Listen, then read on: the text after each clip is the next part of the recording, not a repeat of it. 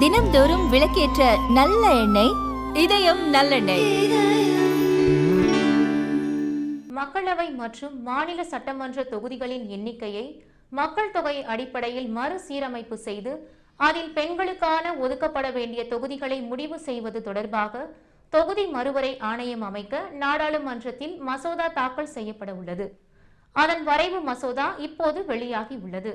அதில் 1971 நடத்தப்பட்ட மக்கள் தொகை கணக்கெடுப்பின் அடிப்படையில் இப்போதுள்ள நாடாளுமன்ற மற்றும் சட்டமன்ற தொகுதிகளின் எண்ணிக்கை நிர்ணயிக்கப்பட்டதாகவும் 2001 மக்கள் தொகை அடிப்படையில் தொகுதிகளின் எல்லைகள் மறுசீரமைப்பு செய்யப்பட்டதாகவும் தெரிவிக்கப்பட்டுள்ளது.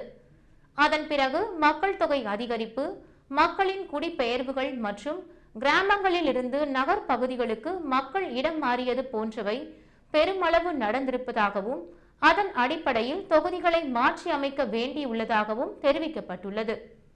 அந்த தொகுதிகளை நாடாளுமன்ற சட்ட திருத்தம் மூலம் அதற்கென அமைக்கப்படும் ஆணையம் திருத்தி அமைத்துக் கொள்ள அரசமைப்பு சட்டப்பிரிவுகள் அனுமதிப்பதாகவும் குறிப்பிடப்பட்டுள்ளது.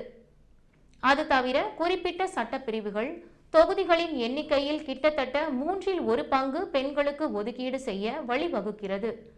பெண்களுக்காக ஒதுக்கீட்டிற்குள் பட்டியலினத்தவருக்கான ஒதுக்கீடுகளும் அடங்கும். அதை செயல்படுத்த தொகுதி மறுவரை ஆணையத்தை அமைக்க இந்த மசோதா வழிவகை செய்கிறது.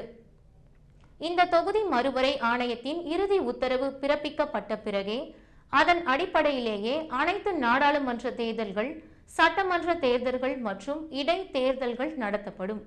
தொகுதி மறுவரை ஆணையத்தை மத்திய அரசு அவ்வப்போது அமைக்கலாம் என்றும் அதன் பதவி காலத்தை மத்திய அரசு நிர்ணயிக்கும் என்றும் தொகுதி மறுசீரமைப்பு மசோதாவில் தெரிவிக்கப்பட்டுள்ளது. இந்த ஆணையத்தின் தலைவராக உச்சநீதிமன்ற நீதிபதி ஒருவர் செயல்படுவார் என்றும் தலைமை தேர்தல் ஆணையர் அல்லது அவரால் நியமிக்கப்படும் நபர் ஆணையத்தின் அலுவல்சார் உறுப்பினராக செயல்படுவார் என்றும் மாநில தேர்தல் ஆணையர் அந்தந்த மாநிலங்களுக்கான அலுவல்சார் உறுப்பினராக செயல்படுவார் என்றும் கூறப்பட்டுள்ளது.